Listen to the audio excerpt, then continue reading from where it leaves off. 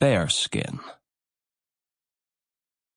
There was once a young fellow who enlisted as a soldier, conducted himself bravely, and was always the foremost when it rained bullets.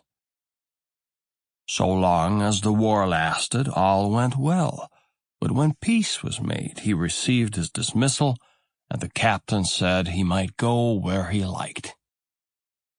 His parents were dead, and he had no longer a home, so he went to his brothers and begged them to take him in and keep him until war broke out again. The brothers, however, were hard-hearted and said, "What can we do with thee? Thou art of no use to us. Go and make a living for thyself." The soldier had nothing left but his gun. He took that on his shoulder and went forth into the world. He came to a white heath on which nothing was to be seen but a circle of trees. Under these he sat sorrowfully down and began to think over his fate. "I have no money," thought he.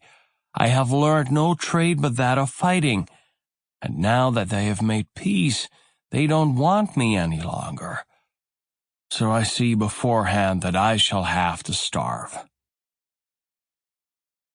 All at once he heard a rustling, and when he looked around, a strange man stood before him, who wore a green coat and looked right stately, but he had a hideous cloven foot. "I know already what thou art in need of," said the man. "Gold and possessions shalt thou have, as much as thou canst make away with. Do what thou wilt. But first I must know if thou art fearless, that I may not bestow my money in vain." "A soldier and fear?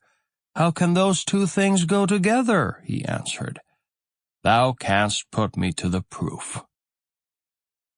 "Very well, then," answered the man.